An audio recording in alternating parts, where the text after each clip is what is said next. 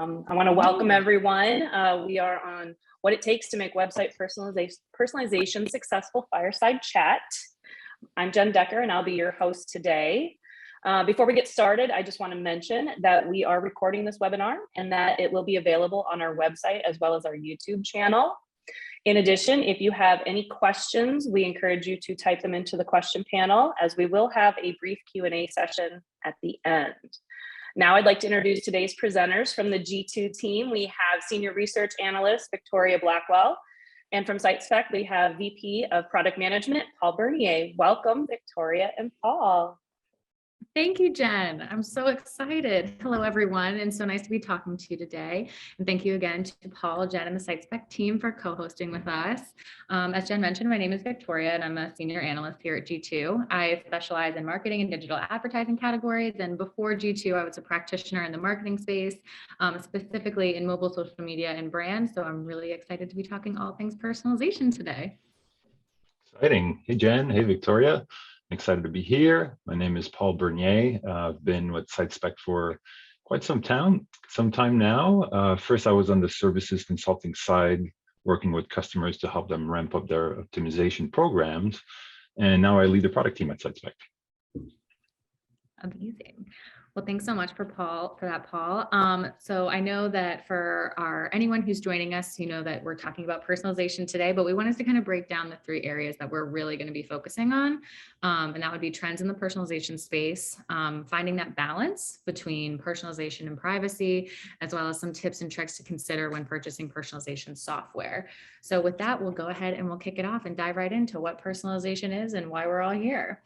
So from a G2 perspective, the trends in personalization with our data kind of really comes down to how we categorize on G2. And we have two categories that really highlight the industry, which are personalization software and personalization engines. And we have that kind of little categories at the glance on the right side of the screen, if you want to just kind of take a look at that. But while they're similar in functionality, the uses for these two types of softwares are incredibly specific. Where personalization software is used to kind of create more of that personalized website experience based on preference. And while engines are kind of used more to analyze customer data from outside software or behaviors of users to kind of really tailor and hone that marketing or product recommendation. And each serve kind of a really unique purpose within their individual marketing efforts and can work together separately to provide a really seamless experience. And I think that, you know, when thinking about personalization as a whole, it really has kind of evolved from this, I guess, maybe like think of it like the BI teams of the past, how we would think of these teams who would live in the corner, maybe in the back office, and no one would really kind of like come together to work on a strategy. We would get some data and we'd be like, okay, great, thanks so much. But now we're kind of working in tandem to find the best marketing strategies, whereas in the past they may have been somewhat isolated. Paul, I don't know if like maybe you would agree with that experience, but I think it's kind of really come leaps and bounds. Yeah, I think that's right. There's definitely been a lot of progress to make personalization engines, and really I think the leveraging machine learning in general much more approachable. It used to be, I think the way you were describing it, you'd really start from scratch with a model without a whole lot of help around it. And now you have these platforms that really take all the building blocks for you, and it's a whole lot easier, I think, to accomplish what you're trying to do. I like to think of the engines like brains a bit, and they have different execution arms. And then the software tends to be a bit more of a specific use case or experience that they're trying to tackle. It may be more on the landing page side of things or more of the email side of the experience. But I do think that the lines are getting a little blurry, can get a little difficult to catch up with the shifts in the industry. So I wouldn't get too hung up on the categories, though it helps to sort of start and understand the landscape a bit. Definitely. And I think the good thing about categorization with G2 is that we like to get as personable as possible with also kind of giving a lot of options. And I think the difference that we found is like, you know, they're pretty similar in number in terms of products. So we have like 134 products in personalization and 91 in engines. And all of those kind of provide a really good kind of landscape as to what you can look for and how you can offer it to buyers. And G2 being kind of a very much like buyer first company, we want to make sure that kind of giving that breadth while also not blurring those lines is important. And I think from our kind of like, I guess, position in the market, while I totally agree those lines are blurry, our whole goal is to make sure that we kind of, you know, sharpen them up a little bit and make sure that we've got the best kind of showcase, so to speak, of personalization and how that can kind of help really define like what your needs are. But in our next slide, we're going to go and talk about a little bit more of like that category traffic and how what we're seeing in the space from a trends perspective. So that lighter bar that we have, that little marigold bar, is our personalization traffic, while our darker orange bar is personalization engines. And I think what's really interesting is that while over the last 5 or 6 months, our 6-month point for March ends today, being at the 31st, these last 5 months have kind of experienced this like pretty similar category traffic, but except in October, when we noticed that we have this huge spike for personalization engines.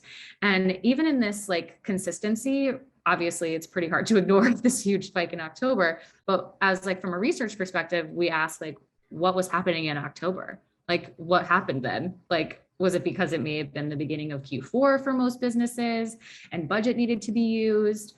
While we may never know for sure, it is kind of interesting to see kind of that spike between engines and personalization software. Because it's like, why is that? Why is it one over the other? Like, why are we kind of like looking for that difference? And how are we able to kind of explain it, so to speak? But since the traffic is consistent, it does kind of lead us to believe that the trend towards searching for personalization engines is interesting enough to kind of note, because it's, even though they kind of do the same thing, it's kind of looking for a solution that has a bit more of that really particular tailoring and product recommendations. So I guess from my research mind, I'm like, how, what was happening in October? And I know that, Paul, you and I have chatted a bit in the past just about how we could even think that this would be such a huge jump. Yeah, it's a bit of a mystery. It's a good one. Wish I had a crystal ball to sort of understand exactly what's going on here, but could be the mergers and acquisitions. There's been a lot of movement in the industry and different players moving around, and possibly that drives a little bit more of this shift in search or looks for these particular categories that you're seeing. I agree with certainly from our side of the house, end of third quarter tends to be a huge push. And then by end of year, things tend to quiet down a little bit in terms of buying behaviors and sort of preparing for the next year. So mergers and acquisitions combined with this end of year push, it sounds like a decent theory to explain that spike there that you have. Yeah, absolutely. I had a quick question for you, Paul, actually, on that. From like a merger and acquisition perspective, why would you think that this would be kind of like a push towards personalization engines? There's definitely motion for the big platforms to acquire smaller players to sort of fill a gap in the platform. And we've been seeing that fairly consistently. And so what possibly used to be a software may now be part of a broader platform. And that may influence a little bit of this shopping behavior and or trends that you're seeing. At least that's the theory I'm going for here. Yeah, no, that totally makes sense. I think that we see a lot of merger and acquisitions, or M&As, as we like to call them, on our side of the fence, kind of come through, because anytime that we have like a category that kind of crosses over two different businesses and they become one business or become a subsidiary, it's things that we have to look out for, because that also includes kind of like functionality and the features of that business and whatever software they're providing. So I think I would definitely agree with that. So if we sort of zoom in a little bit on the SiteSpect platform, sort of what do we see from our perspective? A little bit different, less broad, and definitely more of a particular audience here. One observation is that we see sort of this progressively ramp up of activities, and we see organizations scaling and essentially tripling their activities in the course of 3 years. And that really shows sort of the desire to scale in terms of the value. So the value that organizations are seeing in terms of optimization, personalization really translates into this increase in usage overall. And you can sort of see a little bit of the breakdown for the SiteSpect platform usage here. And overall, if we look at all the campaigns that are run on our platform, there's about 40% of all campaigns that are really of personalization type on the SiteSpect platform. So does that, do you kind of see that trend a little bit, Victoria, in terms of A/B testing, optimization versus personalization? It's definitely sort of a particular way to combine both of these activities. Yeah, absolutely. And I think from even like a practitioner perspective, kind of calling on that experience and then combining it with my now research persona, like A/B testing and personalization go hand in hand. And like there is really not one without the other. And I think that when running a campaign or really like honing these marketing efforts, it's really important to utilize A/B testing to kind of almost project where that personalization is going to go. But and you can see kind of like, even in like over your 3 years, like that personalization and that A/B testing, it's almost equal and it consistently grows. So I wouldn't even, from, I guess, also using my practitioner brain again, like I wouldn't even consider running without A/B testing. But that data and understanding that testing, I think is so important because you have to really find the perfect balance and do the perfect dance to get that execution in the most pinnacle point for whatever your goal may be, whether it be conversion to sales, whatever. Yeah, 100%. I agree. It's certainly close to our heart at SiteSpect. It's sort of where we came from. A/B testing is very core to everything we do, obviously. No surprises there, but we see a ton of synergy, and we also see that it's not uncommon for organizations to look at both of those things separately and sort of have a bucket in an organization that will drive personalization efforts that might be separate from A/B testing, but there's a ton of value in really combining those.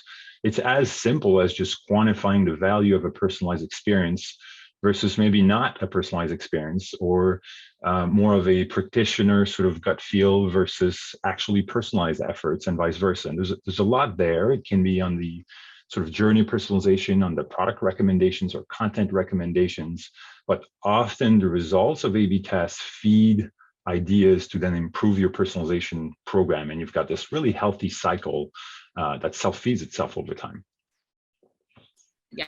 And I think that cycle, Paul, has like a really good kind of, almost with continuous use, provides a really excellent roadmap into how you can best utilize like what you're looking for from your campaigns and how to kind of really like segment your audience in the best possible way for the best results. I could not agree more. Yeah, absolutely. Absolutely. So if we shift a little bit away from sort of stats or observation of what we see, and talk a little bit in terms of strategies or tactics that we're seeing, that we've been seeing, and that we see more of.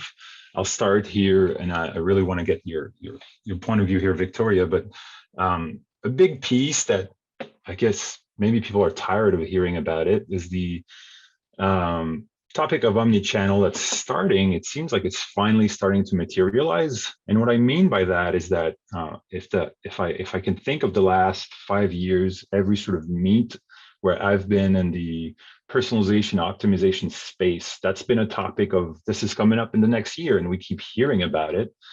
And it does seem like, from what we're seeing, and I think any consumer can really attest to that, the last 2 years have been vastly different. It has forced a lot of online players to evolve. It has sort of changed the lines between in-store and online experience. It's made that a whole lot more flexible, and the expectations are different. It's now expected that you get a lot more flexibility with delivery, order online, pick up in store, and anything in between, both for the ordering and for the shipping, for the returns. And that forces really a lot of online players to think about the experience across devices. You start your order on a device, you pick it up maybe in store or in the car with a different device, and that really forces the adoption of these things. It's still a challenge. Like, we see that it has been a challenge. It's not easy to really bring a journey and a consistent experience across devices. The nature of that technology is not easy to work with. I think it will still be a challenge for brands moving forward. I could honestly, not only I think we're speaking the same language of personalization, but really kind of the evolution of where it's going. Like this omnichannel, I think, effect has been talked about forever. It is kind of really on the precipice of really, and accelerated by the pandemic. I think it wasn't really ready to kind of be like fully formed and curated, and even in like the most, I would say, like regular standards of life. Like we see kind of where the cracks are in even like, shipping delays. Like all of these things really kind of play a part into how it will further evolve into getting more experienced, more agile, and where that kind of leads it. I don't think it's there yet for sure, but customers, I think, are expecting everything at such a quick rate that, we're just kind of waiting for the world to catch up. Yeah, I agree with that. And surprisingly, it seems like mobile personalization is still not where it needs to be. And there are various reasons for it. I still think that the technology makes that a challenge for organizations to figure out how to really get that mobile experience. And often we think apps, and how does that work? It's often a different team that runs these apps from the team that will run maybe the other channels. It's still not an easy one. And if in 2022 you have to figure out what's your mobile strategy, are you going PWA? Are you going web app? Are you going mobile app? It's not an easy one. Apple's not quite on board with the PWA, but it's showing a lot of promises. You have some big brands going there, but it's still an area where I think everybody can evolve and do more when it comes to the mobile app experience, really. Yeah, 100%. And that experience doesn't just stop at the dev team. It touches every single piece of like an app team or like a brand team, to be honest. Like it can, like something on the back end, while it might not affect front end or UI or UX, like it absolutely does affect experience, which in turn affects personalization and how long someone's on the app and how long, the lag time is between CDA to like any type of, especially if it's purchase related, like those things can really make or break that experience for a lot of users. Agreed. Yeah, absolutely. The third piece I wanted to sort of bring up here is speed is as important as ever. Do not sort of keep your eyes off of this target. It keeps being really important. It's still a challenge. It's still a reason that consumers may actually jump shift if the experience is slow. These sort of ever evolving stats from Google, the latest iteration is that if it takes more than 3 seconds for a mobile site to load, you've got 53% of visits that will actually just abandon your site. There's data that shows that most users have 2 or more shopping apps on their phone. It's really easy to jump ship.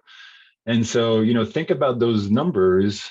And my suggestion here is make sure that whenever you add new experiences, that you enrich your user's experience. Don't do it at the cost of speed, because you may sort of nullify your effort by making your experience bloated. It may just completely cancel out everything you're trying to gain. So don't lose sight of speed, as important as ever, really. Yeah. Definitely. Could not agree more. Right. I mean, that's a constant, right? It's nothing new, but it's easy to lose sight of that. I've been personally frustrated with a lot of mobile experiences in the last year that just really bloated. And the last one, and I think you have content on that, Victoria, you wanted to share, but privacy is here to stay. There's been shifts that we've been seeing, and that's definitely something that's not going away for 2022. Absolutely not. I think front and center for 2022 is definitely going to be one of those, like, we're going to be so sick of talking about it, but we're still going to have to talk about it.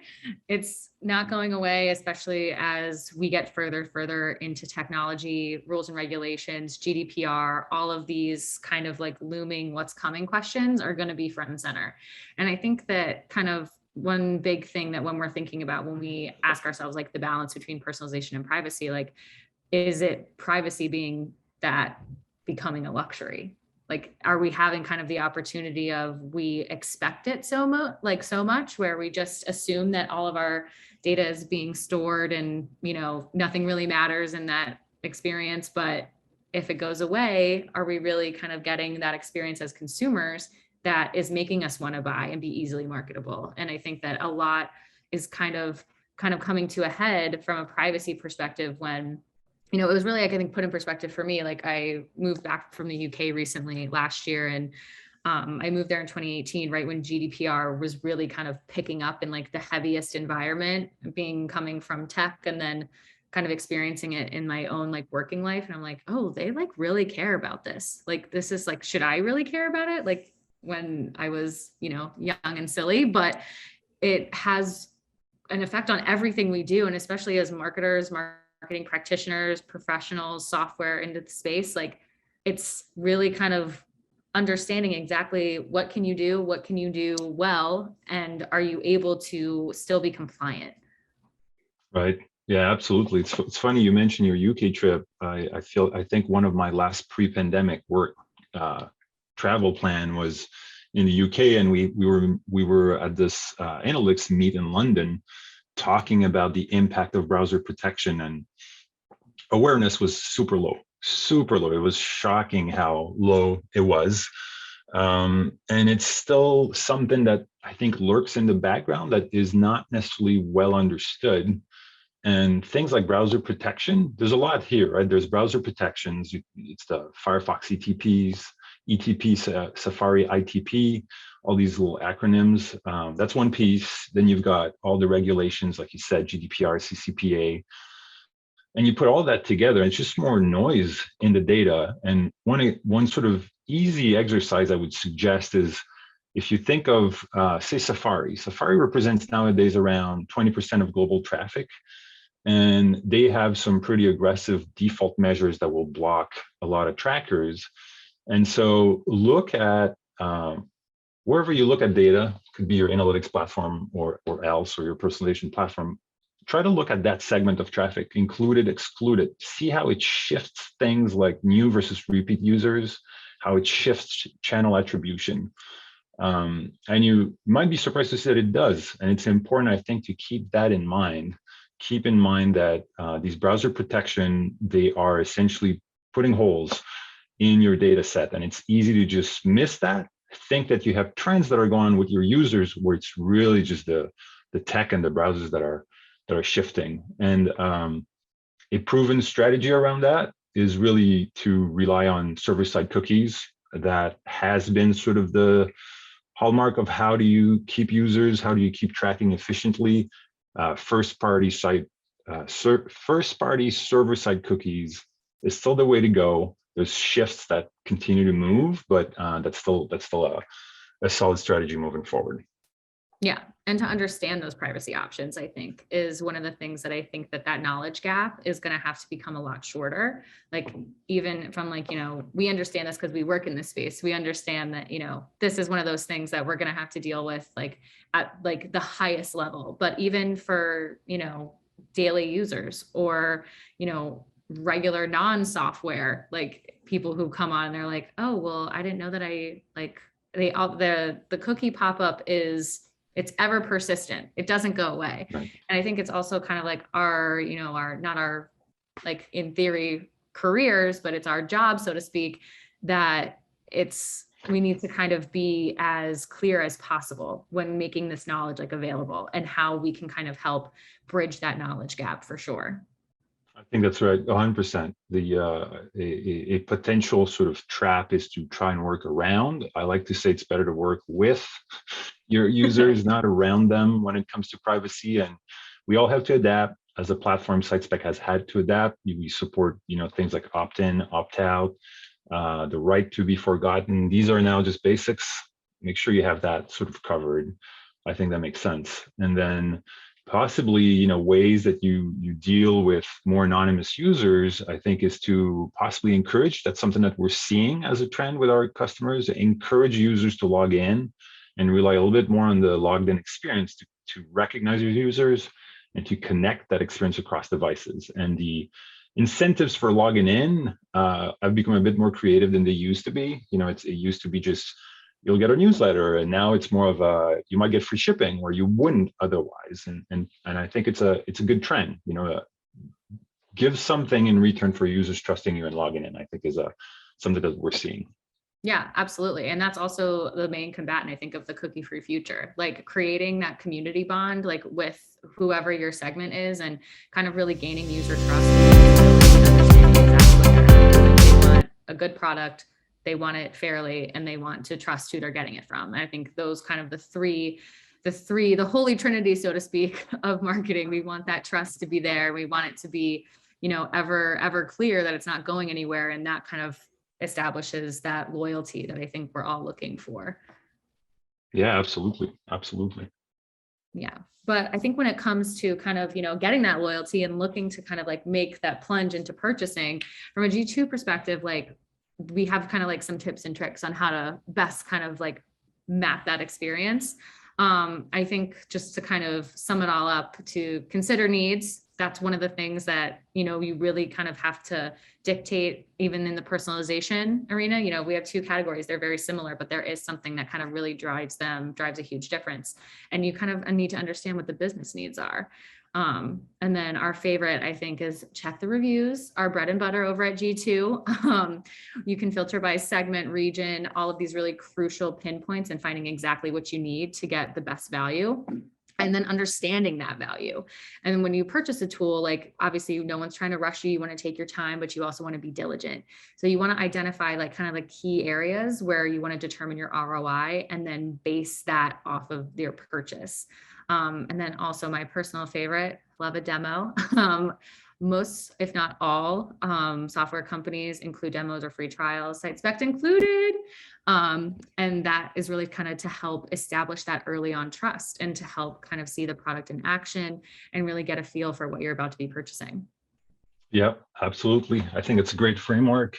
Fully endorse the put it to the test part. That's certainly how we like to do things. I think we hear organizations being a little bit saturated with sales pitch that all sound similar.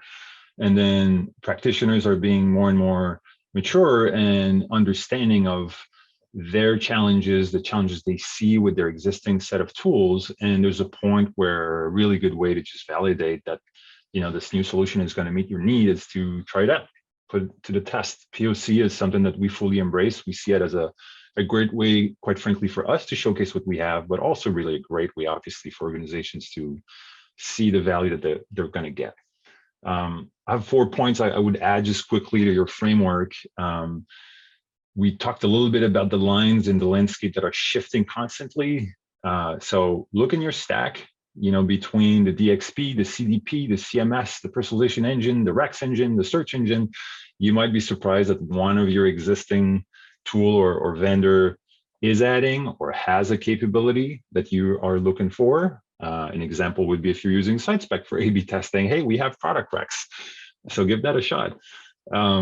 Should you go platform or modular is kind of a big question. If you're already invested in a platform, there's obviously sort of reasoning for going in that direction. On the flip side, platforms tend to be more generalists at everything. So you may have specific use cases where you need more depth, and that's where having a specific set of tools to solve a use case might be the way to go, and make sure that you have integrations there. Like you have a platform that's your foundation. Make sure that whatever you're going for integrates with the platform, and that's both in terms of connectivity for the experience. It's also for your data source. Wherever that data lives, you want to make sure that your tooling can plug on that. And then the last piece here is on the resources. It's an obvious one, but it's often overlooked. The classic case we keep hearing about. And I don't know if, Victor, you're seeing that at G2 with your own efforts around personalization in-house, but we see this desire to shift to more and more personalization, one-to-one. We hear it all the time. That comes with an increase in terms of content. Someone somewhere needs to create that content. And if you don't have those resources, something's going to follow. You're going to have a piece of the equation that just doesn't work there. So think about resources, factor that in for the different roles, analytics, marketing, strategy, etc. If you don't necessarily have it, that's something to consider. It's also something to look for professional services. Is this something that, you know, the tool or the platform you're looking at can help and provide? Yeah, absolutely. And the good thing on G2 is that we provide software and services. So we're hitting all the marks there, which is always good. But I definitely would agree with kind of the services. You just kind of need to find what works for you. And everyone's solution doesn't have to be the same. Like, and that's kind of the good thing about tying it back with personalization, is that no one is the same customer. Like, everyone kind of is looking for different things, and really identifying resources, understanding where you can put something in, and or maybe you need to add something, is kind of the key to having a successful business. Music to my ears. Well, thank you guys. That was a great discussion. At this time, we're going to move to the Q&A portion of this webinar. If you haven't yet, we encourage you to get those questions into the question panel, and Victoria and Paul will take a stab at them. Okay, cool. I'll go ahead and just take a look what we got. All right, from Anonymous, and this is, I think, directed at me. What's the real difference between these two categories? I assume we're talking about personalization and personalization engines, as well as just descriptions are somewhat different. To me, they seem very similar. I'll take that first half. So on G2, like I said, right in the beginning, we like to be as thorough but as defined as possible when it comes to creating categories. You know, we have over 2,000 categories on G2, and that's absolutely for a reason.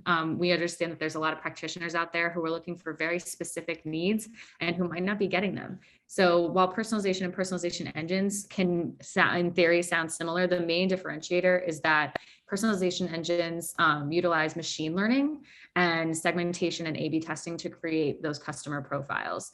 And that is a qualifying criteria, actually, of personalization engines. On G2, we have very specific qualifying criteria for any software that wants to be admitted. So you can't just be like, I think I'll be a personalization engine today. Nope, you got to go through our team. You got to make sure that all of these qualifications are there, a process that SiteSpect has been through many times with their own product.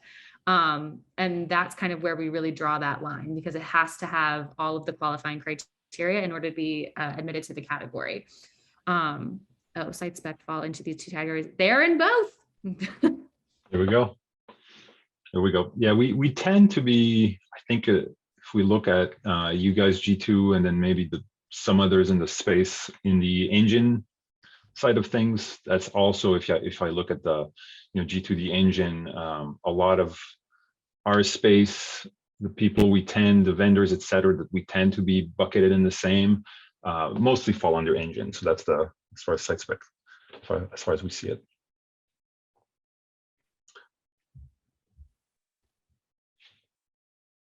I think we've got another one. Paul, I'll let you kick that one off. Yeah, all right, I'll pick this one here. When does personalization become creepy? Yeah, that's an oldie but a goodie. We've always, I think, been seeing this topic of, is it creepy? From where I stand, I think it's the hard line of transparency. Like I've said earlier, don't work around your users, work with your users. Make sure you have consent. Whenever there's heavy reliance on third-party data, which tends to be associated with no consent and no transparency, is when I think it starts to get creepy. So go for transparency, respect your users' desires, opt in, opt out, and all of that. And I think if you do that, if you really sort of play by the rules, don't work against your users, you avoid falling in the creepy bucket. Yeah, right on the money there. I think that especially from a G2 perspective, we are very buyer first, and that buyer transparency is, exactly how we became like a unicorn. Like, we want to make sure that we have kind of the best and open relationship with our users. And that, I think, applies to every business model. So creepy is out, consent is in 100%. Yeah, that makes sense. Got another question here. Where do you both see personalization trending or evolving in the next 6, 12, and 24 months? Okay, 6 months. To be honest, I really think it's going to depend on the state of affairs in the world. I think it really is going to kind of come down to how we see privacy and data kind of evolving on a grand scale. I think there's a lot of talks and tensions right now around hacking, online experiences, personalizing versus intrusive. There's a lot, I think, that can kind of happen. But long term, I think that in the discussion with the omnichannel that Paul and I were mentioning earlier, it's that evolution is really going to be dependent on a few things. One being speed, how fast we can get there. Two, are we able to kind of understand like that balance of personalization and privacy, like we mentioned? And then three, how willing I think users and consumers are going to be to kind of jump into this new normal of having, is it actually good for everything to be personalized, or does it create like further segmentation of and like further niching? Yeah, I think that's right. I agree with that. I think you made a really good point earlier on around loyalty and brands trying to create that relationship with customers. I think that's where it evolves. Short term, yeah, it's that battle of the technology and the privacy and how does that all work? The evolution of cookies, all of that. But it seems like there's a point where loyalty is how you essentially get to a point where you, as a consumer, you get the value, and as an organization, you get the data, essentially. Yeah, 100%. I'll pick up next one here. What's the next or future stages of ITP data privacy that we and other companies need to consider, especially when looking at personalization in other areas? We touched on this topic. I think the next big piece is what do cookie become in the future? And I think a lot of what we hear out there is a little bit alarmist. It does not necessarily look like cookies are going to die in the next 12 months. I think third-party cookies are pretty much at that point already. So that's the piece. Third-party it's become very, very difficult. However, first-party, you collect the data for your own site, for your own customers, while respecting their desires and consent is given and acknowledged. That I don't really see changing a ton in the next, I don't know, certainly not in the next year. And yeah, I think that's really where it plays I'll repeat what I said earlier, sort of if you have a technological sort of adjustment to make, it's make sure you have first party server-side set cookies. That still seems to be sort of a fairly solid place to be at the moment. And that's kind of where we're at. Right? We're all waiting to see what Google's going to bring out of the hat. And they're very, I think, sensitive to touching anything that is tied to their own business. Yeah, I think the baseline is absolutely first party. Like it becomes kind of really simple from there. And I definitely would agree with Paul that it's, we're all kind of waiting in the wings for the next big show. So we'll see.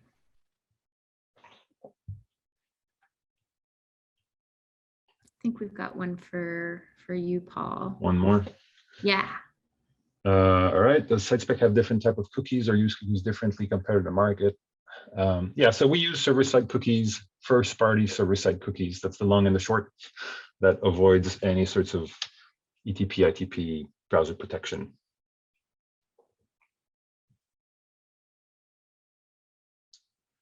Maybe one more, if we have time for that.